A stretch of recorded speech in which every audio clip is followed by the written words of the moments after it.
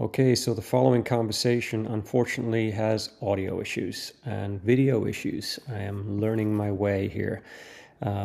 His audio sounds great and crisp and loud. My audio is very quiet and crappy, and the video glitched out. So I apologize for that. I've got it the best I can get it. You're going to have to turn the volume up in your radio, stereo, whatever, to hear myself.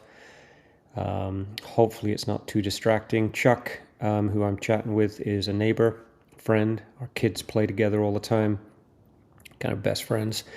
And Chuck is a man of many different parts.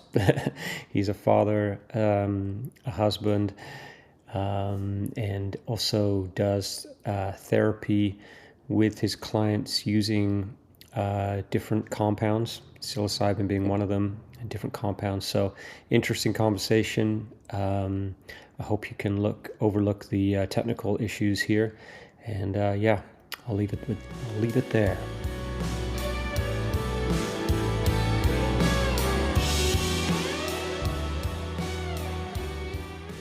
All right, we're live. Um, Chuck's a neighbor of mine, sort of, in Courtney, Just down the road. just down the road, and he was kind enough to join me for a conversation. And it's an incredible house you've got here. I'm looking out at the ocean, and yeah, it's quite the spot. You're blessed. Yeah, very blessed. Fell in love with it first time we saw it. Do you want to talk without headphones? You want to try it? Because it is quite echoey, isn't it? Yeah, it does matter. Yeah, it's fine. Whatever you prefer. Yeah, I think like this. Good. Yeah, because I think because the room's pretty echoey, it's picking it up. Um, So yeah, so I wanted to start by hearing a bit of you do therapy with psychedelics Hmm. and the help of psychedelics. And I want to get to that. But first of all, wanted to just kind of, where are you from? You're from Calgary, Edmonton. Grew up in Edmonton. I was born in Toronto. Lived in Ottawa for a few years when I was young. Moved to Edmonton when I was 6. Spent my formidable years there.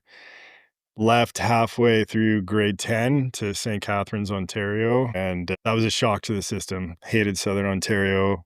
Couldn't get out of there quick enough. So yeah, dropped out of high school and moved back out to Calgary. Yeah. And yeah, I tried to piece the end of my high school together out in Calgary, but that was like my home base for the next few years as I tree planted and worked as a carpenter apprentice kind of all over BC and Your family Alberta. left back in Ontario? Yeah. Yeah. Wow, so you just loaned it out there. How old were you then? 17. Oh, okay. Yeah, 17. Shock to the system, left home with $1,500 in my bank account.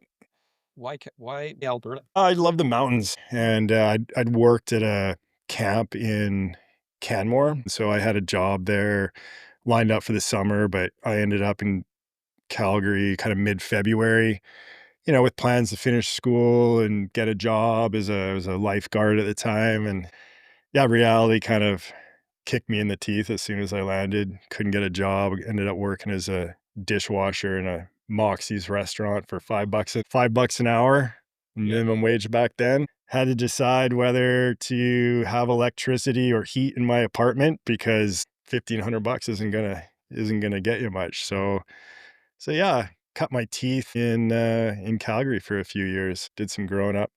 Did some growing up, and you were pretty good at hockey, right? I mean, I picked stuff up from your Yeah, yeah, I played up to kind of midget AAA, got a cup of coffee playing with the junior B team. Experienced my first kind of bench clearing brawl and just decided, it wasn't for me. The What's a culture. what's a bench clearing brawl? It's Uh, where everyone from the bench comes onto the ice and it's just mayhem. Like everyone's just fighting. Competing Yeah, with each other. both teams are on the ice and there's one referee trying to keep you guys apart, and yeah, it's just savagery. And Hockey, not for the the hockey culture back in the early 90s was yeah, it was pretty toxic, yeah, and so I just walked away. I just yeah, walked away from it. I enjoyed it. Like, don't get me wrong, there was something just kind of primal about it, going out and yeah, and going at it with with your opposition and, fights back then, yeah, you got into a fight but uh, I like the respect, like the respect of my teammates and Mm. as you kind of climb the ranks and you're playing midget, everyone thinks that they're gonna make the NHL. And so I was the worst player on the best team. And, you go, we were playing all over Southern Ontario. So you'd go to like London or Guelph, and the coach would come in and tell us there's a bunch of scouts there for the London Knights or whatever the other junior teams were. And so everyone wanted to be noticed. And so you threw a pass into a guy's skate and you'd be berated on the bench and like there was no team. It was just like everyone wanted to be noticed. And Every man for himself in a team sport. yeah, and it just like I didn't feel a part of anything. And then, like there was the hazing and just I don't know, like it just seems so backwards. And it was like, all the rookies, you just got put through humiliation rituals. And yeah, I wasn't into it. Yeah. Hated it, Yeah. and so, yeah, I walked away. I didn't even watch a hockey game for, like, 10 years, Wow. and it was like, yeah, it was when I was 27, my buddy finally I was living in Vancouver, and he got me out to a beer league game, and I was like, "This is what I like." It's just like you go out there, play, you know, decent level of competition Yeah. and, get your hate on for the other team. The end of the game happens, y'all go upstairs and have a beer together. Yeah. And, that's what I love. So my love for the game's kind of coming back. My youngest son, he's playing. And it's funny because it really brought up a lot of stuff for me. Brought all that, all my anxiety and everything I disliked about it. And, being the father, I kind of wanted to protect him and I was trying to, steer him clear. But I have to remind myself, this is his journey and his path. And so he's playing house league first year and he just loves it. And just going and watching it, it's beautiful. It's beautiful to watch. He's got the mullet.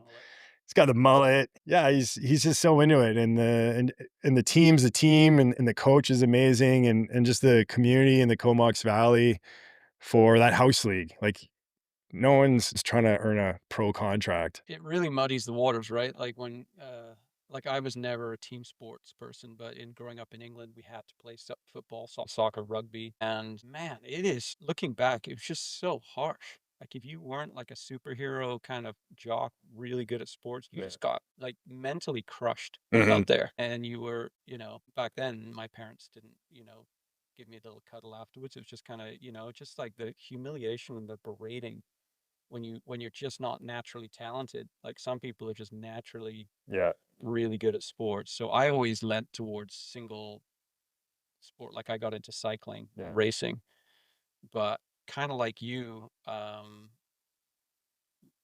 I realized I was doing it for all the wrong reasons in a way. Like originally when I started cycling, road racing, it was because my neighbor took me under his wing and he was like a father figure to me. It quickly turned from that and it's amazing how quickly you get into now I have to win and then everything just starts to be a bit less fun. The fun is kind of slowly extracted out of it. And towards the end, I would get so angry at God because I grew up in a religious home. I remember racing and being blown off the back. I would train all winter in the pouring rain by myself, but I didn't have a team. And so if you have a team, you're way better because you work with each other. You get coaching. I had none of that. So it was by myself in the pissing rain, doing 50 miles a night, really character building, right? Scary Cornish, lanes with no street lights, farm dogs chasing me. And then I'd show up to a race thinking that I got it, and I just get blown off the back. I remember just throwing my bike in the hedge and shouting at God, like, why don't you let me win? Like my son just podiumed for the first time, yeah. at Oh, the no way. local, The enduro? Stokefest. Yeah. I was losing my mind behind the camera. Like I was like so excited for him. So I've never podiumed in my life. Like never, it just everything's come at a struggle. Like it feels like, especially when it came to sport. I just Yeah, wasn't naturally gifted. And but yeah, it's like even with something like this, like podcasting, yeah, it starts out with this fun thing, and then all of a sudden, like everyone will tell you, don't get caught up in the vanity metrics yeah. because that will just ruin it for you. Only 200 people listen to it, which really if we had 200 people in this room, we'd be pretty stoked. That'd be a lot. Yeah, I was just what was it? I'm gonna misquote him, but Young says something. The hardest thing for a child to get over is his parents' unaccomplished dreams. It's like we live it's like I'm really noticing myself with the three kids and just like really working on separating my story and my experience and letting them live it for themselves. Expectation. Yeah, it's not even expectation, it's like with the hockey thing or with, like Max, my oldest, is 16 going through high school. And it's like you want to jump in there and you kind of want to protect or here, do this. This is gonna, you know, this is the right path because I did the wrong path. Yeah. And it's like, no, you gotta walk your own path. Yeah. And I'm learning, as the parent, it's my job as they get older is not to kind of protect, but it's like to witness and to be there after they've failed or after they've Yeah. had an experience to come back and have that safety and that love. Simply supporting, right? Like I feel you on that. I've got 4 kids, right? So 2 of mine are older. So I've been Yeah. and I was in my 20s when I had those guys. So those guys got the hard end of the stick for me because I was touring in a band trying to make it in music. Had these 2 young kids. I was full of piss and vinegar, and my temper was hot. And now round 2, I'm broken. But I still like I realized that Gabe will come like he raced yesterday, right? Mhm. And he's like he was so pissed that he got 5th out of like I don't know 15 or 20 kids. Yeah. And I'm like I'm really like I find myself navigating what do I need to say to him? But you only have a split second to make because you're waiting for a response, Yeah. right? And I don't always hit the mark. I'm like, well, what could you have done to make yourself try like do better? Mhm. Because you guys are all the same size and all the same size bikes and what is it? And or I could have said, well, you should be just happy with 5th, like be stoked with 5th.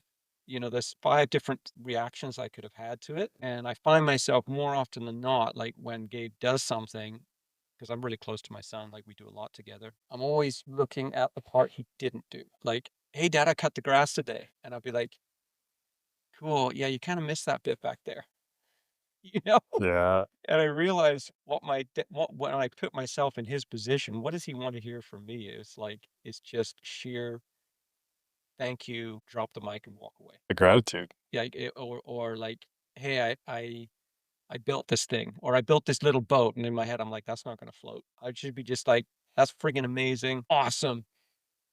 Drop the mic and walk away. I cannot help myself. It's like, well, it's gonna flow. I don't know. Maybe you didn't think of it. It's just, and maybe Yeah. it's a dad role. Like maybe if you go back to caveman days, and like, maybe I wonder whether we're torn in so many directions as a father these days that we have to. Maybe our role is simply just to better our kids and teach them how to survive in this harsh world. Yeah. Or are we supposed to be their friend and their lover and like it's the dance, right? Yeah, I don't know if we're supposed to be their friend. We're supposed to be their parent.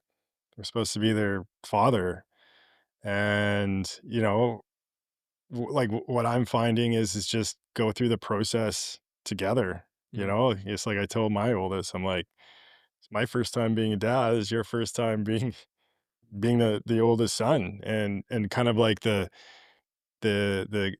ground that we come to share is just honoring his process, like, hey dad, I'm gonna go build this, blah, blah, blah, blah, blah. And I was like you for a long time. Wow, did you think about this? Did you think about this? And I'm like, now I'm just like, all right, have at it. I'll come check it out in a little bit. And it's not, I don't know. I don't know if it's my place to like give him this, like, praise everything he does, but it's like, hey, you built a boat. Let's go see if it floats. Look at that. It's not floating.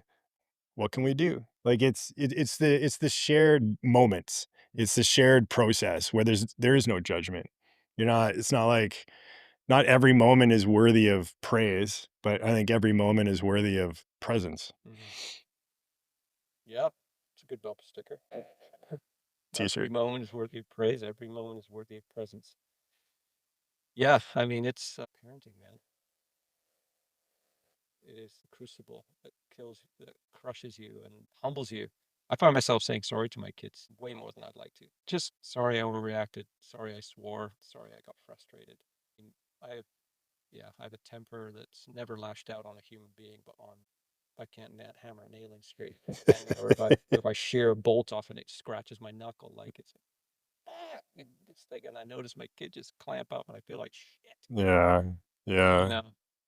Yeah, and I mean, like, in my experience, that's why sharing in the process is so important, like, that's what we have when we have, like, a big blow up around here and everything goes haywire, like, that's gonna happen. Like, I can't speak for everyone, but I know in our family, with the 5 of us, we all have strong personalities, and there's blow ups that happen, and it's not so much feeling the guilt or the shame about what happened, but it's about what does the repair look like? Like how are you coming back together? And that's like, it's this saying that we have in our family is like Bathurst never give up. We'll always, we may kick each other to the curb and all fall down a big heap, but at the end of the day, we're gonna pick each other back up, dust each other off, and we're gonna sit down and share a meal and kinda, take the lessons learned, laugh a little bit, and eat some humble pie and move Yeah. forward. I mean, I guess it's like, they say people win the lottery usually are not happy and end up messing it all up and losing everything because they didn't work for it. And I guess if you had a perfect family, perfect parents, and then you went into your own relationship and you had no grid for, oh, I remember my dad losing it and then he said sorry to me. So now I got kids. I'm going to model that because he modeled that for me. So in our failings, we're actually teaching them, in life, like you learn more from the failures than you, like every sports person says that, Yeah. right? Like I learned more from the goals I missed than the goals I nailed. And I think in parenting, maybe as parents, we need to, yeah, let ourselves off the hook a bit and say, we're giving them the way we handle this chaos that we've just created Mhm. is in and of itself really good parenting. Because now you're saying, I'm not infallible. I'm with fault. And now I'm going to show you how I'm gonna dig myself out of this pit I just created. Yeah. And and when they move into adulthood, they'll probably reference that. Yeah. Like, one thing that we've been talking lots about in our family lately is values, and one value that I hold pretty, near to my heart is humility. And that's what it is. It's like you do something stupid, you atone for it. You look someone in the eye and you offer, a heartfelt apology, but an apology without action is hollow. Mhm.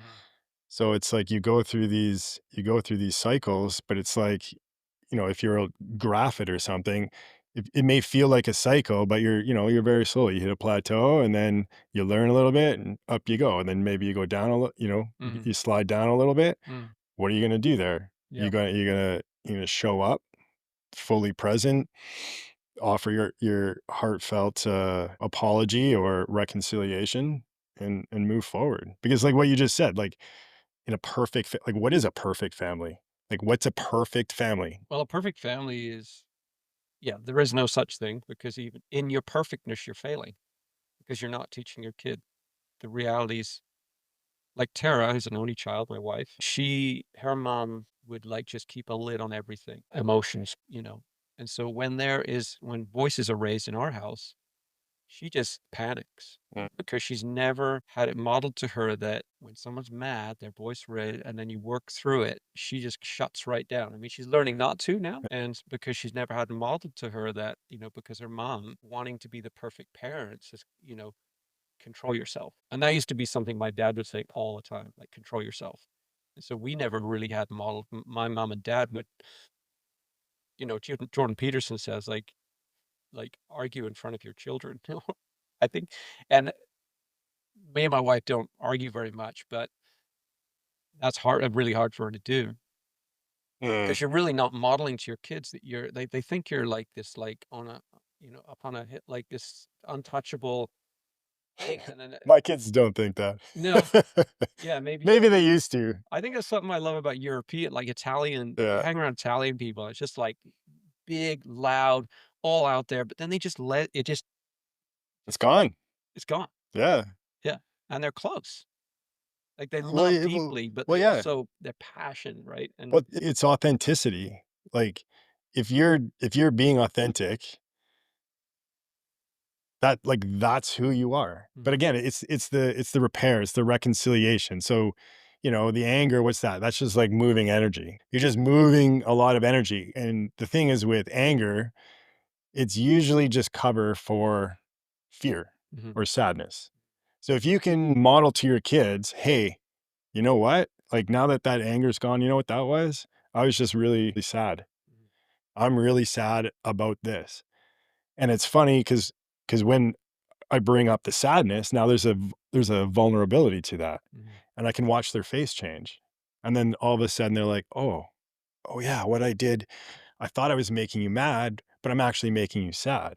And so yeah, that's my process is working through that anger and allowing that fear or sadness to kind of be closer to the surface as opposed to, you know, like we just talked about like my hockey days. Like with you with your racing, like that as a male, I find is like that's what we use as protection. It's just like that big energy, that anger, it pushes everyone away mhm, when really we're feeling scared or mhm, we're feeling sad. mhm, And that's tough to have. And so that authenticity piece is like, sure, be who you are, but be all of who you are, mhm.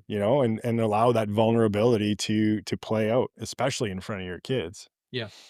Yeah. Yeah, you're not doing them any favors by, doing it all in private. Um, yeah, because I find, like, with my youngest daughter now, she's just so curious, like, you know, "Do you and dad mom and dad love do you love mom still?" Because sometimes we're just not as physical as we used to be. Mhm. You get into family life and you're just like sometimes you feel like roommates. I mean, you're doing it all the time, driving kids here, driving kids there, just, Yeah. "Hey, how's it going?" And you're just almost running a business. Yeah, it's like it can become, like, pretty transactional, and that's why it's so important to have to, like, with Erica and I make a point of, at the end of the day, like, we just have, like, just, like, a little ceremony, like a little 15-minute ceremony, but it's, like, one of those non-negotiables to kind of bring that connection Mhm. back. Yeah, and especially running a full household all over the place where, yeah, you can go through your whole day, but it's like, yeah, really gotta, like, as like with a relationship, like you gotta nurture it, you gotta feed it. Yeah. Otherwise, yeah, it's so easy in today, with the family and with business and with the constant distraction of phones and everything else, social media. Gotta really make a point, well, we make a point of nurturing that relationship, Yeah. and it's as small as, like, a little 15-minute Well, I think heart-to-heart it's conversation. admirable. I mean, because the kids see that I think, Tara and I had a conversation the other day. It was like, she's really big on these big kind of ritualistic good nights with the kids. Sit down, I read a book with Gabe, and I really, it's like the moments are short with your child when they want to actually cuddle with you and stuff. They grow big quick, Mhm. and I see the importance of that. But it's also equally as important for them to know that, hey, I know you've got some needs, but I'm going to go and take care of my relationship now. So I know that you really want to be with me now, but this is what I'm doing, and I think that models to them it's as important because then they think, oh, and really, because I went through divorce Mhm. with children, and it's the most destabilizing thing a child can ever experience. I know that, for kids, all they really want is to know that mom and dad are going to be together. They don't even know how to voice that. It's just subconscious in them. Like when that gets rocked or shaken, they see mom and dad in a fight and they're like, are you guys going to stay together? Have you ever heard that? I mean, I've heard that from my kids now. Oh, Like, yeah. you guys okay? Like that just is like panic for them. Yeah. And they don't even know it's just like it's like the foundation of a house that you Yeah. never see. Yeah. And so I think, yeah, I think that's actually, you know, if you were to weigh up like spending time say goodnight to your children or spending time with your spouse, I think they're almost equal in, or maybe it's better for them to know that mom and dad are solid. Yeah. They Well, like value you each said, other. it's the foundation of the family, and, it comes down to same with us. It's funny because play the little games of, oh, just read me one more page. But it's, yeah, it's important to enforce those boundaries lovingly and supportively, and like what you just said, Mhm. yeah, we go down, say goodnight to the kids and read a little book or have them read, and we have our little ritual. But it's like, it's 10:30. This is, it's our time. We have our own little ceremony. And it comes down to 'em, like, we ask them, like, hey, do you notice a difference? Like, when we're connected? Mhm. And they're like, yeah. And I'm like, okay, well, that takes nurturing. That takes time. That takes connection. Mhm. So can we're honoring you and your time going to bed. Mhm. Please reciprocate and honor my space and time. Yeah. And it's great. Like, they're old enough now that they understand that. Anyway, going back to so Edmonton, construction, hockey, then you met your wife there? I met Erica. I was bartending and she was a server. We were working at the Avalon in North Van.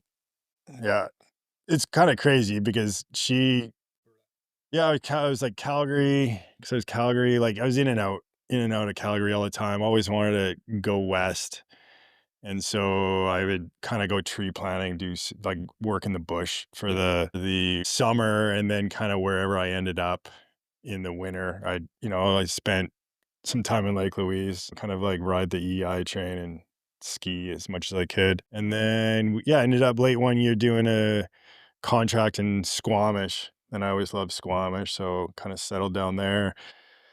And then eventually got into outdoor rec management at Cap University in North Van Mm. and decided I didn't want to make the commute. So moved down there and yeah, it's kind of student working as a carpenter doing renovations, and then at nighttime, I decided I was spending too much money at the bar, so I figured I'd just become a bartender, get paid to drink instead of yeah, and Erica worked there, but, like, the crazy part of that story was she grew up in St. Albert, and so, like, when I was in Edmonton, and then when I was in St. Catharines, she was in Toronto, and then we both lived in Vancouver for a number of years together, and we even have, like, concert stub tickets to the same No shows way. in Toronto That's crazy. and, yeah, in same Lollapalooza, same Antique, another roadside attraction, same Pixies show in Toronto. Yeah, we went to all the same Like shows, the same music, which is like the same music. We've figured it out, like, we were like 1 degree, we had like one person separating our friend group. Like, there were like these two circles of influence, and it was like, and we finally found like the one person to bridge it. And so, yeah, I saw her at the bar and she was working there and she was like all flirty with some other guys. And it took like a year and a half. I was just like, I want to get to know you. And after about a year and a half of me noticing her and her not noticing me, we were working a Monday night shift together. And she was sitting there complaining that dating was so hard. No one ever asks a girl out anymore. And what's a girl to do? How is she ever gonna find the one? And so I asked her out, and that she was like, "Oh, well, yeah, you okay?" She did not want to go out with me. really? Oh yeah, and so I still remember driving over the Lionsgate Bridge, and she's talking and going like, "Yeah, so this is like a dinner, and I guess it's a date, but it's not really a date." And it took like 15 minutes, and finally, I'm just like, I didn't ask you to marry me. We're just going for a drink and Yeah, some yeah. dinner. And, yeah, what, 24 years later. Wow. I mean, had you been in had the dating apps been around, then you would have probably I've heard people like do these dating apps and they'll like there'll be someone in the store. Like they'll be like, "Oh, this is a match for you." And they'll be in the same I don't know if it like actually geo tracks you and says there's someone on aisle 3 that's a Oh my perfect fit for god. you or something. You just kind of like scoot over there and maybe they're looking at the app too and I don't know, man. I'm just happy I'm not single right now. It all just seems it's crazy. so Unless impersonal. I don't know.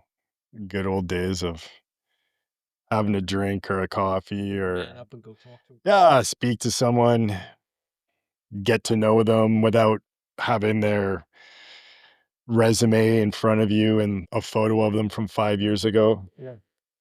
Yeah, I mean, I think the art of plucking up the courage because it takes a lot of bottle to go and talk to a random unless you're drunk and then you're full of it. Those days are almost lost now, right? Like, you go to bars and everyone's on their phone, while there's a cute girl right beside you, you're Yeah. swiping on a bunch of people. I've heard people like it are so sick of it, like it gets overwhelming. Like people have 3 or 4 dates a night. Yeah. They'll just line them up. Well, it's funny. We used to have like a group that would come into the bar and it was like speed dating. And I thought it was the most hilarious thing. And this dude would like show up and he had like a little package and then you'd see like the super uncomfortable dudes would all show up and he'd put them at tables and they had like 15 minutes and they would like rotate the guys around and then see if any magic happened.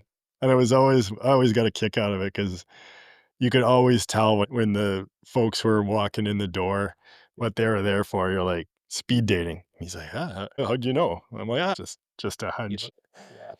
Yeah, I mean, when I grew up in Cornwall, England, is pretty like farm town, Yeah, and, you know, the women that were in your kind of radius were your options. Like, that was it. Like, the bartender or the someone at the store or, you know, and now it's like unlimited options, which would be so overwhelming. Like, you could have people in Brazil or da, da, da. I mean, you've just got like this whole smorgasbord of options, and sometimes the woman that's right beside you is not even noticed because exactly. you're looking at supermodels all over the place, and it kind of your regular kind of stable person that lives right next door. You're not even got your eyes open to it. Yeah, it's almost like, it's like hack the system. But by doing that, I don't know, from where I sit as a 49-year-old that didn't have to go through any of the online, it's like you're taking that magic. You're taking that magic out Yeah, of seeing someone and just like feeling that attraction, feeling that energy. And then, like you said, yeah, having like all those crazy sensations going through your body and having to go up and come up with something to say. And it just like it adds to the story. It oh yeah, adds to the relationship. Like the universe works in like super crazy ways if you're open to it. yeah, But if you're like connected to something and you're looking specifically for something, yeah, I mean, I'm sure there's millions of people out there who are happily together and yeah, in great relationships based on it. But yeah, I don't know. Old school is you follow the signs. yeah. You follow and it's a long and winding path Oh yeah. and it's supposed to be. Yeah, you get shut down. I remember Yeah. falling for this barmaid at the local pub in back in the UK. She was way I was punching way above because I was just like such a lack of experience. I like just didn't have any self-esteem at all. Yeah. Women want that. They want you to feel like Yeah. you're I was just really not that until I moved to the States, and then I realized, oh, I stand a chance with some. I got an accent. Yeah, I just thought I was ugly, no one's ever gonna be interested. I remember like, sneaking into someone's backyard and snipping off all their roses and then, like, leaving them in her window and, like, doing all this, like, romantic shit that was just so crazy and yeah, just, like, all the pistons are firing, Yeah. it didn't Yeah. it didn't work out, but I find it with music too, like, it's the same thing, like, now we have Spotify and iTunes. Yeah. I don't listen to much music anymore. Because I just constantly am skipping to the next song. Like, I found myself trapped in that. Like, I used to listen to a tape to death. Now when, like, there's a song playing from a song that I grew up on, I will start singing the next Yeah. song on Yeah. the album because I Yeah. remember because I'd play that thing until it was scratched and didn't Yeah. work anymore. The art of making an album. Oh yeah, man. We were just talking about Crafting to an that. album, right? Well, Like, yeah, you but there's like there's crafting an album of like, like back in the day, whether it was tapes or vinyl. coming You, next. you got your A, like what's on side A, and then you got to flip it over and Yeah. how are you gonna weave these songs into a story.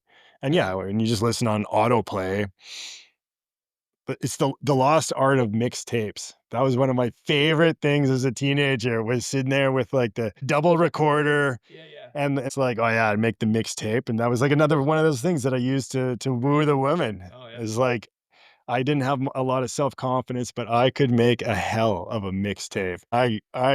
Yeah, it got me into some pretty, nice places. Well, we had in England, there's the chart countdown. So charts were huge. So if you went into a record store, I don't Yeah. think it was the same here, maybe not, but you had on the wall would be 1 to 100 with singles. Do you have that here? Yeah. And then every Sunday afternoon, everyone would listen to Radio 1 because there's only 4 radio stations. Yeah. And we'd have, and then there would be, it would go from 100 all the way to 1. And then as soon as it got close to, the top 10, they would play the full songs. And if you hit number 1, you were making it in music.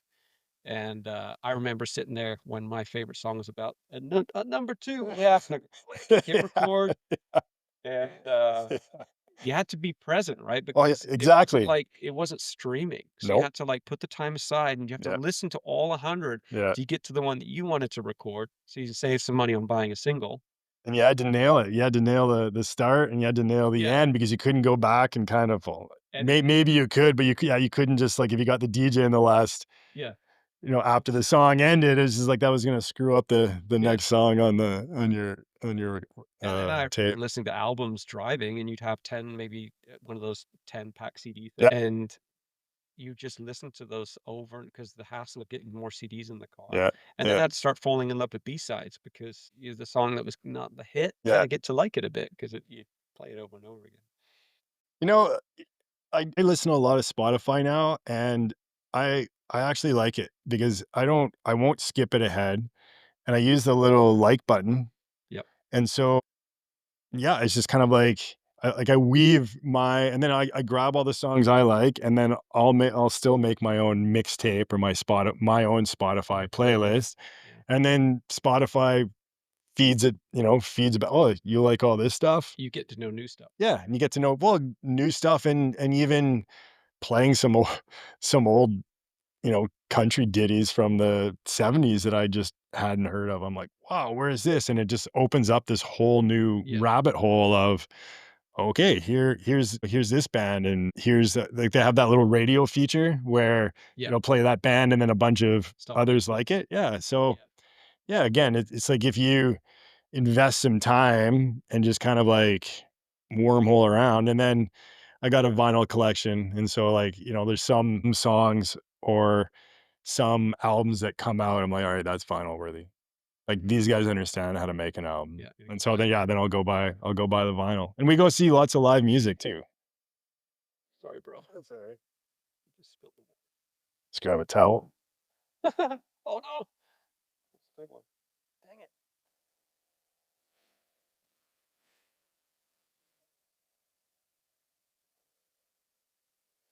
Oh, man. I've seen that happen on Joe Rogan before. Just spilled beer all over the place. Oh, weird. So good.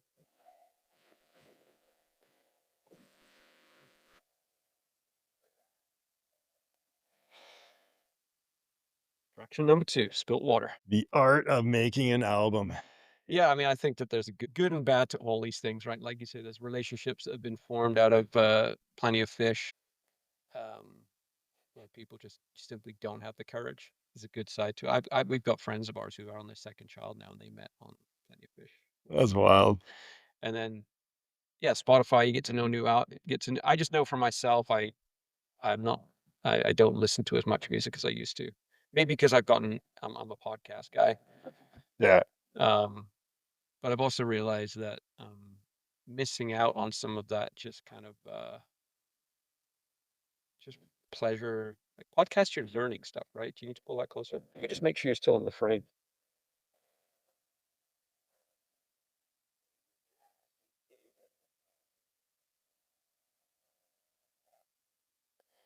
Um, Yeah, with podcast, like, I like to listen to podcasts, but it's like I really notice, I'm like, okay, because I drive the kids around so much. yeah, yeah. So I'm like, I'm in the car so much. So I'm like, all right, I gotta make use of my time. But it's there comes a point where I'm just not absorbing anything anymore, and it's Right. crazy. And then I go back and I'll throw some music on, and it just like just that relaxation and just that It openness. lifts your spirit, right? It lifts my spirit, but it also like there's an openness to it that kind of allows what I've been listening to from the podcasts or the audiobooks to kind of like percolate and reveal themselves in a new way. Like, like it was just like, all right, yeah, I gotta learn this. This is a really interesting conversation, but I'm only taking in probably like 20% of it. And then you throw the music back on, and then all of a sudden it's like, oh, where'd that revelation came from? Oh yeah, it was from that podcast I was just listening to. But I Yeah. think it's like the removal and just kind of like relaxing your prefrontal cortex a little bit. Yeah. I mean, it's like having only the potatoes in your meal, right? Like you just listen to podcasts and you're just not, it's not a balanced diet. So yeah, I mean, I can see that, we're kind of like a binge culture. We're like a binge society, right? Like now it's like Netflix until you want to throw up, and then you move to like podcasts until you want to throw up, and then back to music. And it's like all of this excess of everything. Um, Hmm. just unlimited since the internet. I guess we have unlimited access to whatever our fancy is. And then that taps into the bad side of our addictive nature, Uh-huh. where we just eat too much chocolate, too much of something. Well, just too much input. Like I just got back. I was telling you, like I just got back from 4 days exploring the North Island, and I found these caves. And I went down, it was only a few hundred meters, but down into this cave. Mm, And yeah, I was like, got down, and as soon as I turned the corner and the light was gone, it was like the anxiety showed up. And so I went a little bit further and just sat there and in complete sensory deprecation. So no light mm, and no sound.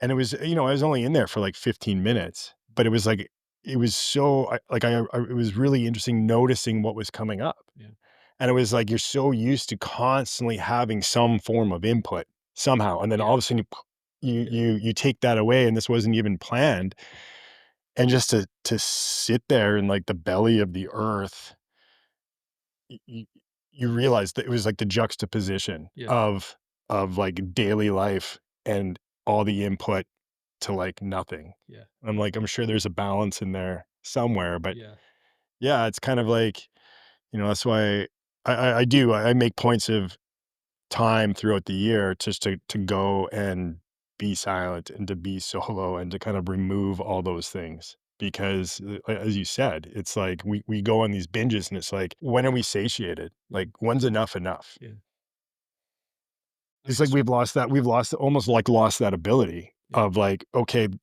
that's enough. No, I just need one more. it's so tantalizing, right? I mean, I woke up this morning before everybody else, and this little voice in my head said, "You should meditate for 10 minutes." Didn't do it. I made my coffee, did some push-ups, checked my phone. It was like the thought of meditation just seemed like, so I used to do it all the time, get out of practice, and now it just seems like a mountain to climb again.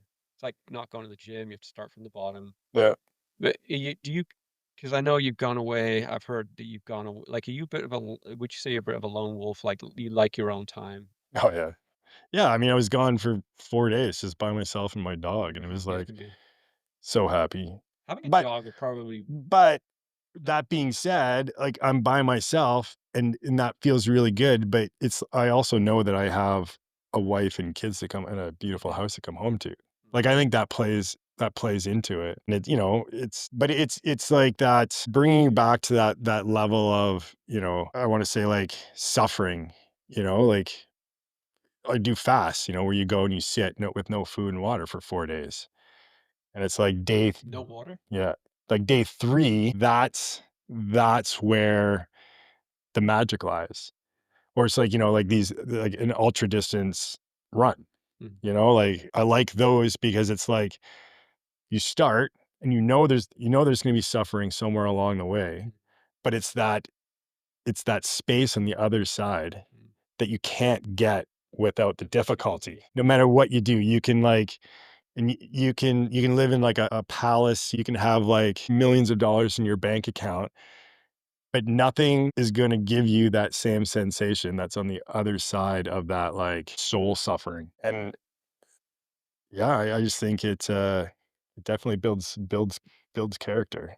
Yeah, I know physical suffering, yeah, As you sit there with a bad back. accident. I got broken back right now, and since we've met, I've been in hospital 5 times.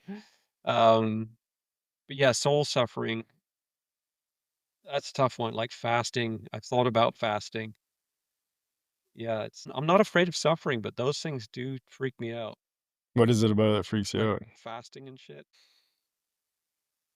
Well, I just know I'm gonna get really hungry. I think there's a couple of fears, and if I'm really honest, one of the fears is I've always struggled with putting weight on, and I'm afraid I'm just gonna get just stupid, right? But it's a real thing.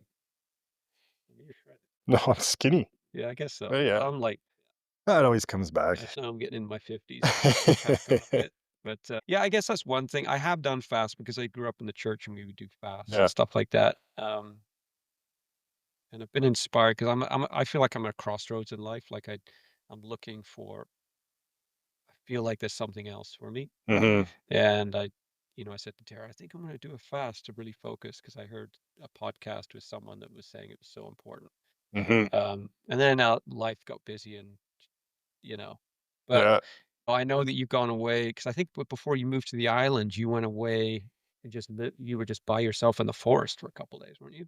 Yeah, that was kinda like the inspiration to move here. I did a 7-day fast with 7 days we had water, obviously, but it was like a plant diet, so you basically you go into it on a very strict diet, just weaning yourself off of, like, the anything that will bring you pleasure, sugar and salt and fat, and you just slowly start simplifying your diet, and then, yeah, I was just up on Forbidden Plateau.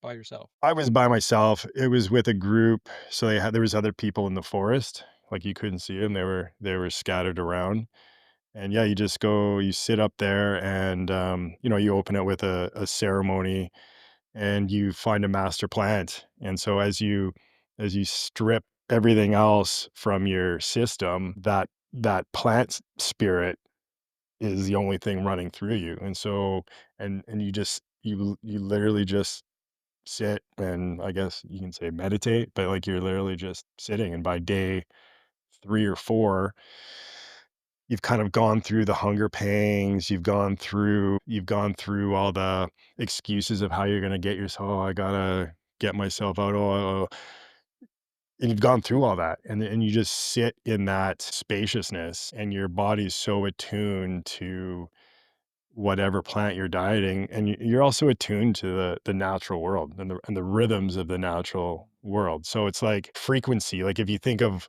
like the frequency we operate in on a daily, like we get in the cars and drive like 100 kilometers an hour. Like what in nature moves at 100 kilometers an hour for hours at a time? Mm, There isn't anything. mhm. And so when you go and you sit, it was really interesting because it was like day 1, you kinda show up and you can hear the birds in the trees. You're in nature, but it's kind of like observing you from a distance.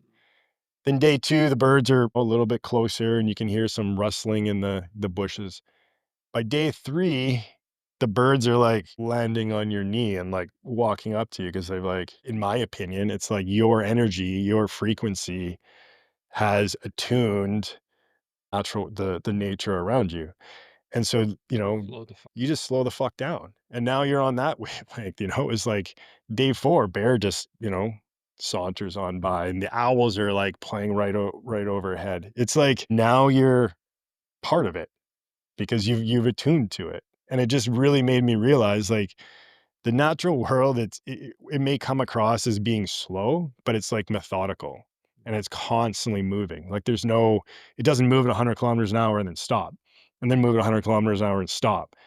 It just moves at its speed all the time. Yeah. Yeah.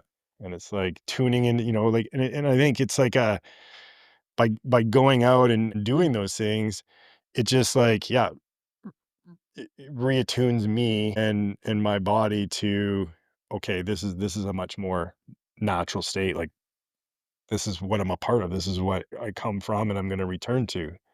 So it's like, I'm so far from that in our world. Like, we're so far. I like it. no, We I had know. 3 deer on the property this morning, and I was, like, trying to, because 'cause they're gonna eat everything around, and they were just, like, really distanced from me and really edgy, and I was, like, kinda asking myself, like, "What is it that they're scared of?" Because it's people, and it's yeah, maybe it is just energy. My wife's a very calm person. Like, if I Mhm. go feed the goats and one of them, like, bucks me, I'm, like, instantly you know what I mean?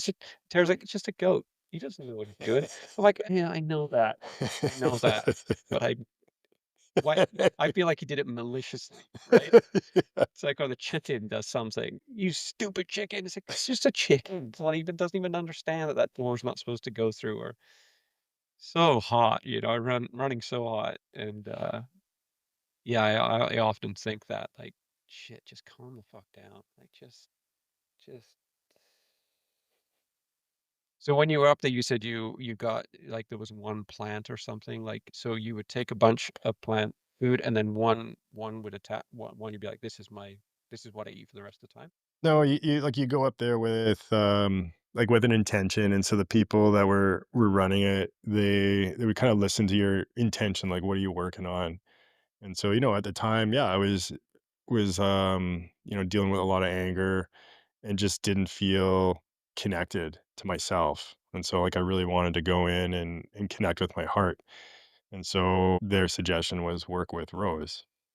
'Cause Rose is, yeah, it's a master plant that really connects with someone's heart. And so you talk to them about it, then you open up the ceremony with this group. It was so you open it up with ayahuasca, and then partway through the night, you then take it's like a rose concentrate, so it's like I forget the term. It's like a liquid, and they Mhm. just, you put it in your water bottle, and so it's kind of like you just have like this rose water, and so you just start sipping on that, and then so before the sun comes up, you leave that ceremony circle, and you hike out into the forest and find your little tent, and you just sit there with your 1 liter of rose, And and that lasts you 4 days or 3 days.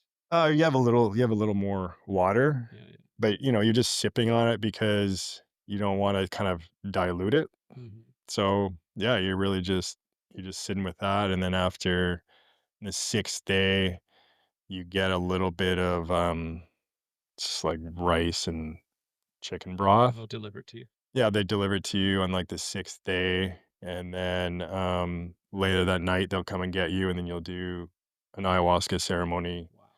that night, and that one's just magical because it's like all you have Oh, you're in so you open. is just like you're so open.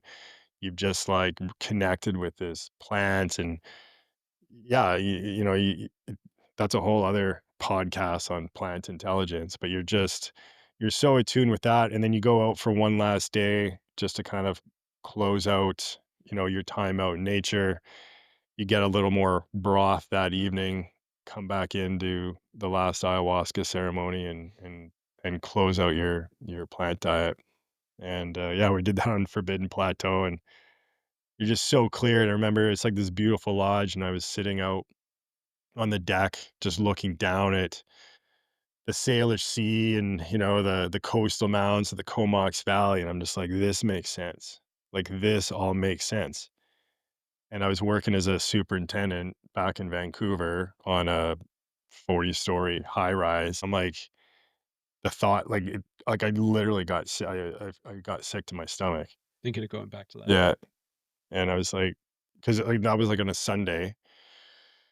So Monday, yeah, it was a long weekend. So Monday, make our way, jump on the BC ferries, off we go. Tuesday morning, I remember I'm sitting in a boardroom getting yelled at by some, you know, overseas developer screaming at me that I don't know, Behind behind schedule. schedule, over budget, and all I could hear was waka waka waka waka waka waka. Like I'm like, this doesn't matter. It just doesn't matter. Like what? You're only gonna make $10 million instead of $12 million on your investment, and what? Like no one's gonna live in these condos. They're all just bought as investments. They're just gonna. And I'm like, I just You can't. saw the Matrix. I'm like, I can't do this anymore. Like, I just can't do this anymore. And so that was kind of like the beginning of like a 6-month process of, yeah, basically unplugging from the city and moving towards a more intentional life. And Erica was not into it. No, she did not. She was not sitting up on a mound drinking rose water by herself for 7 days. Move. She was like trying to run a household in the middle of, and a business with like 3 kids and some 20-year-old au pair that was supposed to be there looking after the kids, but essentially was like a 4th kid. And yeah, like we owned a house in North Vancouver. That was the dream. Like we'd attained, like all our friends had moved to Maple Ridge or Coquitlam or something. But no, like we gutted it out and we bought like the Yeah. shitty townhouse and worked till 2 in the morning every day to rent out, flipped it, bought a like, and here we are. We finally achieved it. And there I am telling her that it's all meaningless and it doesn't, we don't want it. But eventually, it was trust. Like, she trusted me. She's like, all right, you're really clear. And she, put faith in that decision. And yeah, we moved. We came over, looked at places, found this place February 2016, put our place in the market. We were like the last house to sell at the peak of the market, and we bought here right before it took off. And so again, it was just like there's the universe. Like when you're in alignment, it's just like, yeah, that alignment. It's just like there's a flow. Yeah. But it's like you said before, you gotta slow the fuck down to find that flow. Yeah. Yeah. And it was just because so you did it on Forbidden Plateau, which is just up the road. Mhm. And so when you were up there, you were like, you felt called to the island then from that? Not just I felt called. I wanted to, I really like the message I got was intentionality. And I don't know, I mean, I don't know, that's what came to me over the weekend was like, seen enough of these like super polished studio, like everything is perfect. And there's just like this, I don't know, it just doesn't seem real to me. Yeah. It's like, this is it. That's kind of like the overarching message that came from there was I need purpose and meaning in what I do during the day. So you just felt like emptiness in construction. That was the message. But yeah, I mean, Change your vocation.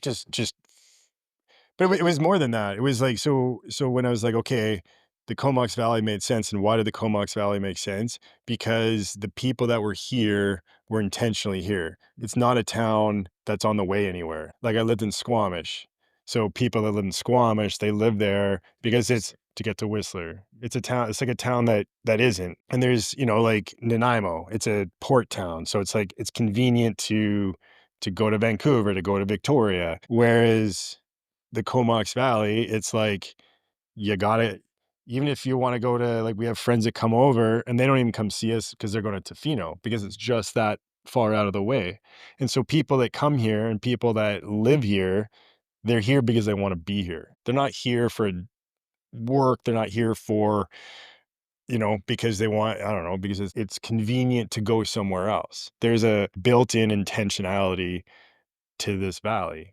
And so when I proposed this to Erica that, hey, this city thing, this is not real. Like this is the matrix. Like we're just like feeding the system that's destroying us.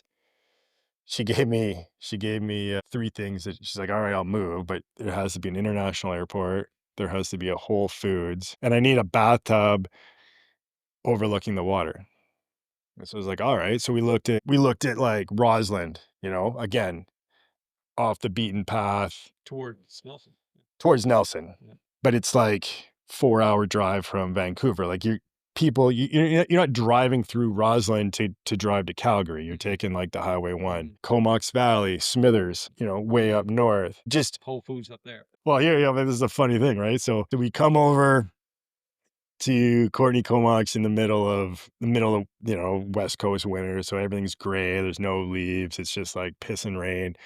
And Courtney has a lot of good attributes to it, but it's not like a visually beautiful town. So here I am touring my family in the middle of February through this town, and it's like you know, it's not going well. No. Erica's not like, we're just looking at these, cookie cutter bungalow type places, and it's not her thing. We drive through downtown and there's the edible island, Mhm. the organic store. Mhm. Well, their sign, it said Whole Foods, Edible Island. I was like, Boom. there you go, Whole Foods. She goes, that's not Whole Foods. I'm like, it literally says Whole Foods. Like, what are you talking about? You said Whole Foods, Whole Foods. All right, Check. check one off there. So we're touring around with the realtor, and she's trying to sell us in the place. And she goes, "Oh, and the Comox Airport, they now fly direct to Puerto Vallarta every Saturday." Mm. I'm like, "Puerto Vallarta, Mexico?" And she's like, "Well, yeah, there's no other." I'm like, "Well, that would make it an international airport." Mm. And she's like, "Yeah, I guess so." And I look at Erica and I'm like, "Huh? There's two. Bathtub over I just need the bathtub overlooking the water." So yeah, we look at these. Nope, not good enough. And so we get to this.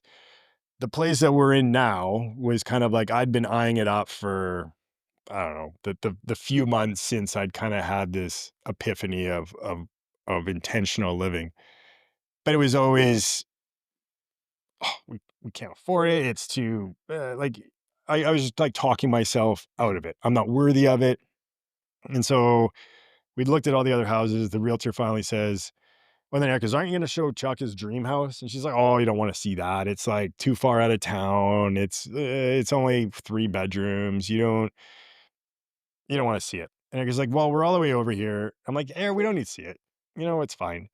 And it was Erica that said, "No, like, we're here. Let's go look at it." And so we walk into the place, and Erica's like, "Oh my God, okay, this place is something special." And we walk around. We walk into the ensuite, and there's a clawfoot tub overlooking the ocean. And so it was just like, well, Yeah. we knew we had to do Yeah. that. Yeah, it's, I mean, it's funny because my story is fairly similar. We just came later, Mm, but I knew that the city was making me sick because Tara was at home with the kids. Waldorf School was just up the road in North Van. We lived mhm, in North Van, same as you. mhm, Tara had this through COVID, got super close to the moms that were kind of believing the same things we believed mhm, about that, and really locked in there. But I'm the one that's in my truck all day long, driving in traffic all day long, and it was just sucking my soul. yeah, And I've never asked my family for anything from me. I've always given. mhm, It's just my nature is like that. So I've never said I need this for me.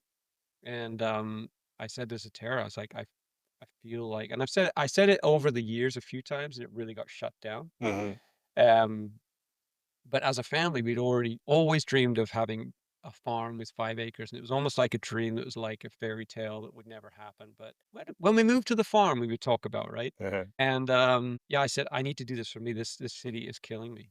Like, it's just I feel like my soul is being sucked out of me, right? mhm, And I didn't do a retreat, but it was kind of like this slow progression, but putting these, like, I think it's really because 'cause I've got other friends that wanna making big decisions in their life, and I'm like, "You need to put some benchmarks out there." mm, Like in the Bible, there's a story about the fleece, mm, and God said, "You're gonna do such." I can't remember who it was. He's like, "You're gonna do this." And he goes, "Well, I don't believe you. I'm gonna put a fleece of a sheep wool on the field. And if there's dew on the field, but no dew on the fleece, then I'll take it as a yes. That is for sure." And he did it, and that happened. He goes, "Yeah, I still don't believe you. So I'm gonna put it out again. If there's dew on the fleece, but not on the field, then I'm in." And it happened. And then he went. So you gotta sometimes do these things, yeah, right? And so we had the same thing. It was like, we want 5 acres. We want it to be no more than $1 million because we were selling high, buying low. yeah, And we don't want any less than 1.8 for our house. And the market was starting to get tight. The interest rates were yeah, skyrocketing. The realtor says, you'll get 1.3 max. And I was hunting when we showed our house, and Tara was a bawling mess. All the freaking, she was like really not happy about this. But I said, if we don't get more than 1.8, we'll stay. And I was hunting, and she moved out of the house. We had the open house, and I got off the mountain when the Wi-Fi kicked in, and there was all these like messages that were just like in tears. And I said to her, if and I really wanted to move at this point, but I still was stuck by that. Of like, we don't get 1.8, which we know is a long shot, yeah, understand. And by this point, we'd already put an offer in at this farm pending the sale of our house. And they said, we want you to have it because we really want it to go to someone that we feel like will take care of the Yeah. property. And they had loads of other offers. So that was like a sign too. Yeah. And sure enough, it ended in a bidding war, Huh. and we got more than that. The Yeah. realtor was like, this is so weird. Like, she's like, I feel like there's like some kind of magic going on with this sale of this house because nothing's moving. Yeah. Um, Intentional. so yeah, there's like all of these hurdles that had to be like the universe had to climb over. Yeah. And I don't think there's anything wrong with that. And it kind of makes you think, yeah, this is really what we're meant to be doing, kind of cements it. Find the flow. You find that you attune to that flow like we were talking about before of the universe and just surrendering to it, letting it take you where Yeah. you have that intention.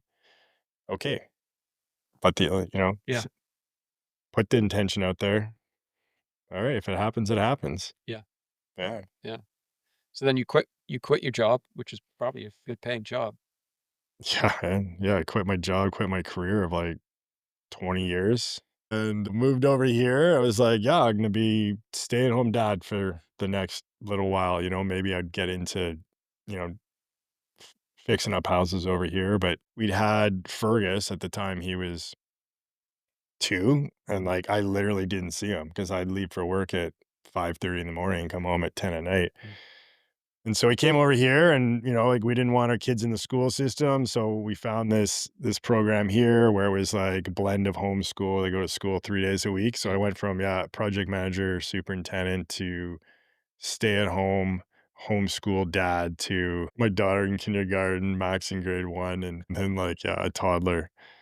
And oh my God, nothing can prepare you for like the void of, well, you don't realize how much of, I didn't realize how much of my identity was wrapped up in what was printed on my business card, Mhm. what I did every day. Like my job was like, it was stressful.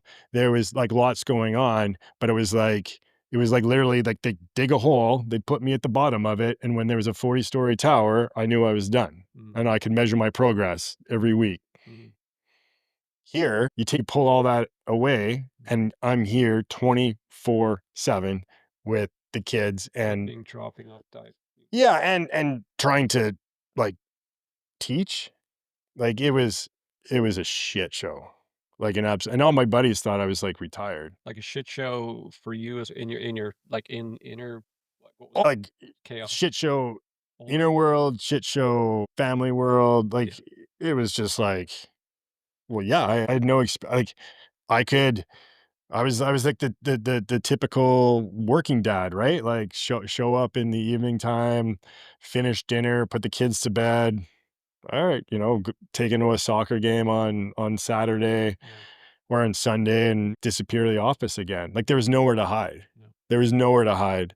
And then you strip away the self identity and everything that you think you are based on like job title and status, and you strip all that away. Like I remember going to a party or whatever, and we walk in, and what's the first question most people ask? Oh, hey, what do you do? And I'm like, oh, I'm a stay at home dad, and I literally watched their eyes glaze over, turn on their heels, and like, oh, that's good, and walk away.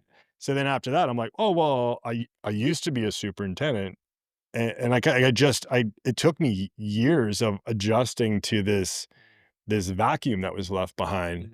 And then, I took the construction mentality of like, come on, guys, like get shit done. Like I was Taskmaster. well, I was schooled by the old school guys, right? Like I was like in this in construction, I was in this void. I was like, I knew I was doing a good job at work because I wasn't getting yelled at. Yeah. I didn't get attaboys.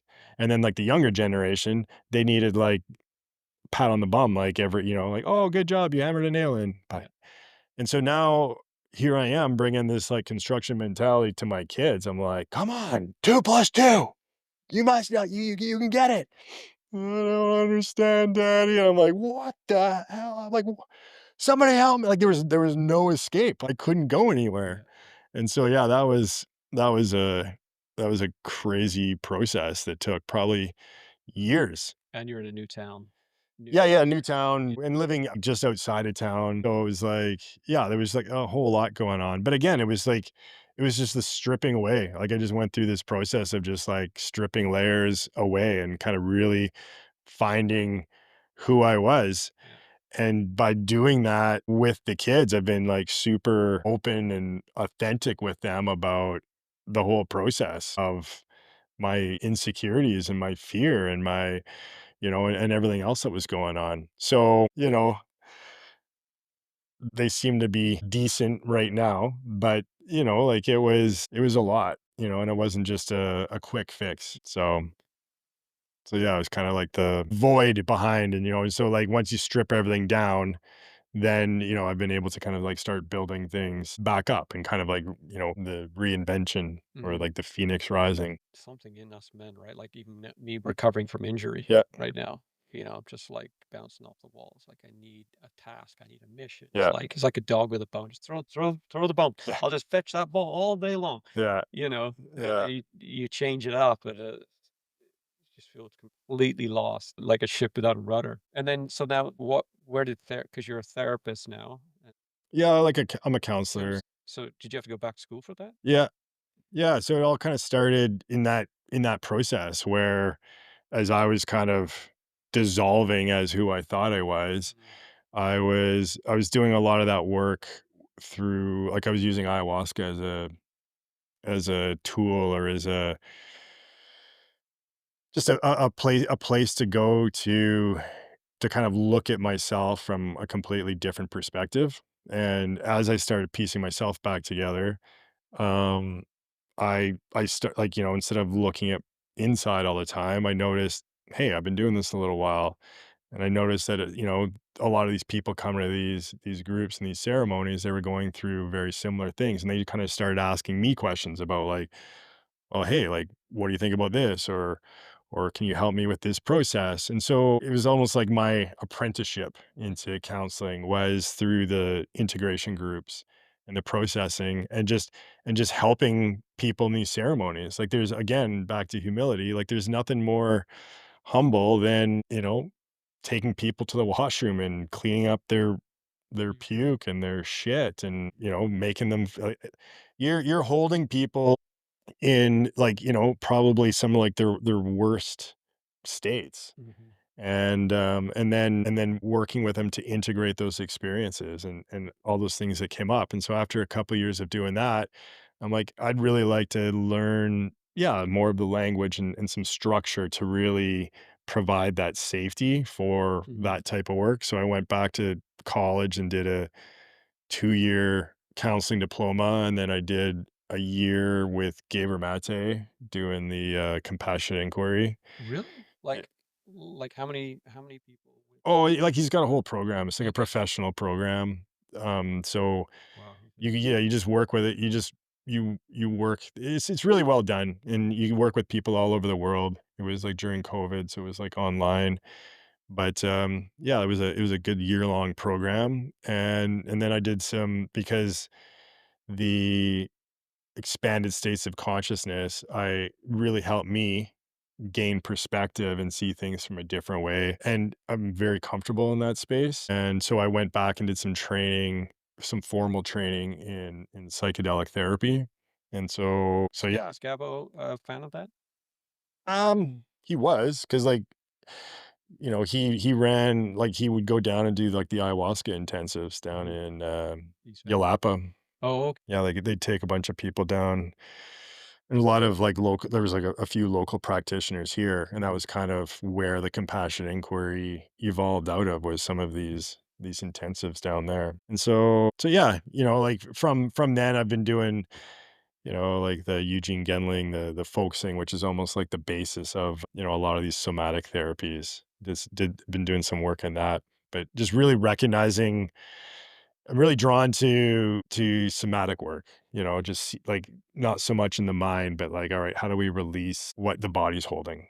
Because like the mind, it's always the story. We hang on to this story, but the body hangs on to like the trauma or like the lived experience, and that's where psychedelics are so phenomenal because it's like you go into this expanded state of consciousness. You get to the story doesn't matter so much but the body is able to release the bit. It's like the body's able, and then you're able to witness yourself going through this release. Mm. And it's like, yeah, it's I love it. I just love the work. Yeah. Yeah, that would be a huge gear shift. Going back to school, I mean, I hated school. Academics freaked the shit out of me. Yeah, I I'm did not do well with that. not a big school guy either, but No. I see I've gone to school every decade of my life now. Wow. Yeah. So what psychedelic do you use for your like mushrooms is the main? Yeah, mushrooms stacked with MDMA. It's such a beautiful combination. Like the MDMA, again, it's just like it's a beautiful heart opener, empathogen, and then the psilocybin, you know, takes you on the journey. So I usually start with the MDMA to kind of just like get into that heart space and do some work with the clients, connect with their breath, connect with their body. And we've had a few sessions already. So just kind of bring up the intention of the journey, bring up the intention of the work, and just watching, like really watching and seeing where they are. And when they're fully embodied in that heart space, then introduce the psilocybin. Mhm. And then, yeah, kinda we lay them down and they're on the mat with like, headphones on, so, like, a very inner experience for like, they usually 2, 3 hours, 3 hours, Mhm. and, we're checking in, sitting there with them the whole time, like, just, and just Usually here at the house. yeah, and it's just that I just find it's that safety, so it's amazing when someone feels safe and they genuinely, truly feel safe to just let go. That in and of itself is a cathartic experience. Then yeah, after about 3 hours, like our check-ins will get a little more frequent and and it's totally different each time. But it's like, yeah, whatever kind of threads are left dangling there from whatever feedback we're getting, we'll start to kind of pull and see where there may be some resistance or where there may be some opening and kind of just start the processing in the whole back half of the journey while they're in that real open So they're space. really like eyes closed on this like crazy internal Yeah. journey that's kind of encouraged. Like the psilocybin helps. I've done therapy on mushrooms, and yeah, the lady was like, "Well, we can either do it in 7 sessions, or we can do it in one with psilocybin because Yeah, pretty much. it just all of that all of that detangling that has to be done over just yeah, like you say, trust. Like things like, do I trust you as a person? Can really, like, eat up a lot of time getting to that place of, Yeah. like, "Okay, now we're at the threshold of the work," and Yeah. that takes, like, a long time, but with the psilocybin, it's like you're right there. Well, I also find our egos are so smart. So our ego, like you go into a therapy session, like I've gone to lots of therapists and it's funny. It's like this dance. So therapist asks, what's going on? And you may start with like a genuine, like, this is what I'm grappling with. This is my issue. Mhm, And the therapist will, offer some questions or some guidance. But then it's like to get into those places that we really guard against, the ego kind of does this dance. And so it's like kind of throws out these red herrings of like, oh, like maybe superficial issues. And a lot of therapists kind of glom onto those. And even when you try and kind of like finesse your way in there or really get into the somatics of the body, it's like you said, it's like the psilocybin takes that ego offline. yeah, So there's no barrier. It's just like you can just get right into the heart of the matter and root around in there. And it's not scary anymore. mm, It's just like there's almost like a witnessing aspect to it. There's like a detachment. And with that space, that's where you're actually able to get in and process and start to integrate some of these, some of the parts of yourself that mm, have kind of like kept you on this path that you're not satisfied with, you don't feel in alignment with. So yeah, it kind of, like you said, it just you can do 7 sessions of that dance, Yeah. which, To which is, that the process is good. And so it's almost like with the psilocybin, it's like, I like to say it's like reverse. So it's like, all right, let's get in and see what's there. And then let's use those other 6 sessions Mhm. to actually process and integrate what came up, Mhm. as opposed to spending all that time kind of bumping up against different thresholds. But yeah, so I mean, so it all depends. It all depends what someone wants to work on. That's the main one. 5-MeO DMT is a really powerful medicine that's really fast acting that we work with. Yeah, 3-MMC is like it's a really really neat way. It's like a fast acting. It's another empathogen, but it's more like dopamine based instead of just getting like the big serotonin dump. It's I find it's like very focused. So it's like you're connected to your heart, but your thoughts are extremely tight. And so I love therapy sessions working with a client where they have 3-MMC because it's just like Do you say, "This is what I think you need," or is it like no, it's invitation.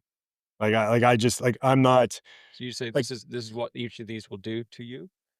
I say yeah, this is what 3-MMC does. This is what a 3-MMC session looks like. This is what a psilocybin session looks like. But again, it's like I wait for people to approach me. Like I'm not out Mhm. saying you should do this because it's I have some clients that yeah, we don't use any medicine. We just do like breath work and like a lot of like somatic release. And that's their jam. I'm not gonna push anything on it Mhm. on anyone. Mhm. Yeah. And we and so like with the psilocybin, we audio record it, which I find is fascinating and just feedback from clients. Like I've had my own sessions where I've been on the medicine and have it recorded and just to hear what you've said, how you say it, even the tone of your voice, the speed like you can tell where it's coming from. You can tell that it's coming from a deeper place than just like a regular therapy session. That's wild. Yeah, I've been offered a lot of that, like, even this ayahuasca. Like, a therapist in North Vancouver, Uh-huh. she's constant, "I really think you should do it," and I went to the you have to be approved to go into the cert thing, right? So you have to go to this kind of thing, and I Like with forget the I forget ayahuasca? by the hymns, and there was, like, these hymns that they had to sing, ancient hymns from Well, the Icaros, yeah. But I mean, there's like the Santo Daime. Is that where you went to? yes. Yeah. So that's like, I mean, I guess with your religious upbringing, that would have like It really triggered. I didn't go to it, but I knew that that was going on, and I knew that that's what would happen because she was telling me this is what happens, and I knew that at the core of me not doing it was a fear of losing control, like, for sure. Like, Yeah. that's why I barely ever smoke weed. I don't drink much. I don't like being out of my body. Like, I don't like being out of control, and I think there's part of that where you and I have done some stuff, and I have, done some psilocybin, and it's been amazing, but I know that there's definitely this, like, this root Mhm. you're afraid of letting go, you know? Yeah. It's a pretty common one. Yeah. Yeah. Yeah. We get that a lot. Like early on. We think we're keeping all these balls together, right? Yeah, I know. But it's like, again, it's like, but it's like you want change, but you're unwilling to let go of the structure you've created. Right. And so, yeah, it's so funny you bring that up because it's like that's like the number one hurdle or resistance that we work with when people come for one of their first. It's like we had a couple clients, early on. Yeah,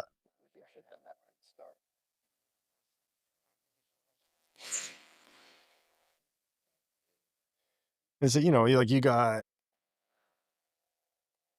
4 hours of like you're in the medicine for 4 hours. Mm.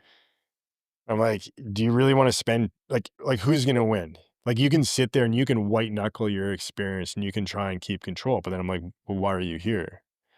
And so, yeah, it comes down to a subconscious or like a part of ourselves is going to try and be present. But then, like again, unless that's what you're there to work on. Like, what's the point in hanging on? And so, yeah, that's where like the 5-MeO DMT is a really good gateway into that because it's so fast acting and it's like literally you exhale and all your control is leaving with that breath. And so you can go through and so it kind of takes that like as the psilocybin comes on, like that process, it's like really about 45 minutes to an hour and it compresses it into like 2 minutes. And so once you get used to that feeling and we can see, okay, where you at with the letting go, okay, now we can work with that. And so before where you go in to the psilocybin journey, let's work with that control. Let's work with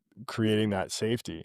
And so that's like our number one thing is like we make sure we have like a set and setting session before we work with anyone with a medicine. And that's like mindset and getting the person used to the setting that they're in. Because when our being in the same room, in close proximity to each other, you get a sense of what the energy is. Okay, what is it like to be in the presence of this? And so once you can build that level of trust and comfort, it's amazing how someone can just let go. And you can almost see it in the journey when they finally let go and just let the psilocybin work its thing. Mhm. And I think it's a great metaphor for life, like what you were just talking about with your house. Like there was a certain amount of surrender. If the house doesn't sell for 1.8 million, it doesn't sell, but it's like you're surrendering to the process. Mhm. So we think we're in control. We have the illusion of control when really we're not. Mhm. So yeah, I think it's a good thing to be able to do. Surrender to the process, surrender to your partner in a relationship. Yeah, I definitely had to do I can't, is it Michael Singer? Yeah. He wrote a book called The Surrender Project, which is about the only I think I've only read 3 paperback books in my life, and that one We picked a good one. rocked me because as a business owner, I got payroll every 2 weeks, I got all these things, and hearing his testimony, which he lives a life of surrender, and in that surrender, he's been extremely successful in many not only financially but just with everything he's done, and it's taken him on a path that he would have never chosen, Yeah. this weaving that was like completely out of what he had planned for his own life, and it really hit me, and I've tried to practice that because I'm like, in business, I'm like, how much control do I actually have anyway? Like the fact that Joe Blogs calls me and not the other 50 other companies in town is kind of magic. It's like it's magic. I mean, I'm like, there's nothing tangible there that I don't sign a contract with 1,000 people that live in Vancouver. It's like, It's a synchronicity. yeah, and it's like, how did I make payroll? Like sometimes, like the day before payroll, I got nothing in the bank, and yeah, I sometimes get a bit panicky, but at the end of the day, I'm like, what's the worst that can happen? I was listening to someone talking, and I think they were saying like when they go into an argument with their wife, when they go into one, when they know they're heading into a storm, they will mourn the death of their marriage. They will act like this, they will go through in their heads the divorce, the whole thing. And they'll be like, it's over. Because most of the time when you're in a conflict with your spouse, you're just simply afraid of I'm going to lose my marriage. I can't lose my marriage. So you're in protection mode of the marriage. They said, what's the thing that what most men feel most of the time is, if I don't do this, I'm going to lose my house. If I don't do this, I'm going to go back. I'm not going to be Yeah. able to make my mortgage. And that's the driver, the fear that keeps us on our toes. And he goes, if it, like the samurai would sit with death on a daily basis, same as the Stoics. And so when they went into battle, they feared nothing. I've already been there. This morning in my practice, I imagined myself dead. So you can't fucking get me. It's like, kill me, big deal. And so yeah, sometimes it's like, so what if such and such equals this? Like, then what? Yeah. We've always been okay up to now, Yeah. like somehow the lights are still on and the roof is over our head, and it's magic. Trust the process. Yeah, I don't know. I've been reading a lot of Jung lately, and he Yeah. just talks about synchronicities and what it is. and it's just like when you again, it's like, yeah, when you surrender and it's like you trust the process, when Mhm, you trust the life itself, mhm. all these things, you just start noticing them. And it's like what you talked about with Michael Singer. And it's just like there's a path. And just like you're following the cairns or like the markers. But if you're so busy caught up in whatever it is you're doing, it's like you're looking at the ground and you're missing all the markers. So it's like when you take a big deep breath, yeah, I trust this life, I trust this path. And it's like someone shows up with some cash right before payroll. Someone shows up with an offer for the house. Someone offers you a farm at, Yeah. like it's just like, yeah, you can call it magic or you can call it the flow or Yeah, synchronicity. flow state, right? He talks about surrendering to the unfolding of life as it presents itself to you at that moment. So Hmm. it's like the wave that's in front of you, like it's the same thing living in the moment. So something Hmm. the cliches. Sometimes someone says it in a way that really makes sense to you, right? Like surrendering to the unfolding of life as it presents itself to you. So what's going to happen tomorrow? I don't know. But I know today this is what I got to do. Yeah. And tomorrow, working around the farm, and I kind of have a tendency to get in a bit of a frenzy and overwhelmed with the destination. And I've been really trying to, like, how a bird will find the thermal and then the thermal changes Yeah. and it sinks down to this level and whatever rises it up. And it's like in my workflow, I've been trying to find the thermal, find the flow. It's like, oh, it's down here today. Oh, it's up Hmm. here. As soon as you come out of flow, that's when it just gets fucking When you try interesting. and do the same thing the same way every day, no matter Yeah. how it Put feels, that I'm square just, peg to a round yeah, hole, damn it. yeah, Drive it. That's yeah, how I was raised. That's how we were raised, probably old school. yeah. What do you mean it's painful? Just do it. Just do it. Well, I grew up framing houses. If it doesn't fit, hit it harder. Yeah. Oh yeah, man. So do you come up against the legalities and the all that bullshit with all this stuff? But yeah, I mean, like I I came up to it when I went to get certified by a board. Like I couldn't, right? Mhm. Because I couldn't even put I'm a psychedelic integration counselor. I couldn't use the word psychedelic. And so I was like, all right, well, do I need the certificate so people can write off, use Oh yeah, on benefits. for the benefits? Well, no, like I'm not, it's just a game that the people that are getting certified as like, Vancouver Island University has a master's program in psychedelic therapy. They don't do any psychedelics. Mhm. There is when I was looking at different psychedelic therapy courses to take, the one I took was experiential. So it was like 2 weeks of like going in and like now I'm the client. So now I'm like, this is what I'm working on. And the person who was the therapist was like, all right, well, this is the dosage and this is the medicine we're going to use. And we spent time like on both sides and working in real situations. When I was helping in ayahuasca circles, like you talk about crazy shit that you can go to school and you can learn everything in theory. Nothing can prepare you for the first night of like a 3-night ayahuasca ceremony. It's insane. So, like, you're telling me I can't be like a certified counselor and I can't work with psychedelics because I don't have a certificate issued by a university? Mhm. Yeah. So I just kind of said, stuff it. I don't know. The legalities, knock on wood, like I'm just doing this work because it comes from a place of truth in Mhm. me. Like it's not like I would never give someone anything that I haven't done. I would never, yeah, like I would do it first. I've worked through the process. I would, and as long as it's coming from that place of truth and from my soul, it's like what we just talked about. Like I feel not guided, but like this is the path. Yeah. So yeah, I mean, I operate in a pretty gray zone Yeah, yeah, right now. It's like I said before, I like to frame it, if we were to talk in, legal wise, is talk about harm reduction. So someone wants to do a psilocybin journey. Well, why don't they come here and do it in a safe way with, because my wife and I, Erica, we sit for the entire Yeah. session, and we're there, taking care of absolutely any need. Whereas what this person's just going to take psilocybin and Into the forest. go into the forest, and like how safe is that? So I look at it, like from a legal standpoint, it's harm reduction. So we're offering the care and support for someone who already wanted to do it. I'm not out there advertising, "Hey, come and see me. This is what I want to give you." Yeah.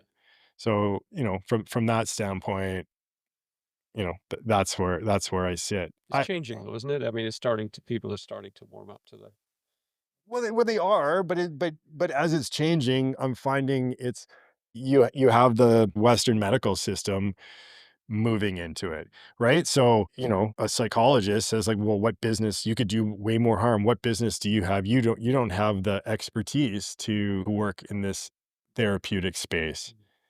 So, like, look what's legal right now: ketamine, right? Like, you go to a ketamine clinic, and you got your nurse sitting there, and you got your 30-year-old master's or PhD educated therapist sitting there. And it's like, there's no ceremony.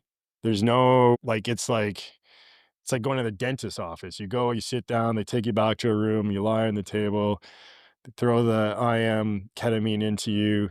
You come out, they take some notes, come back for your therapy session. Why is that legal? Well, pharmacies can make ketamine, and then now you can set these things up because the insurance will cover it, and at like $7,000 a pop.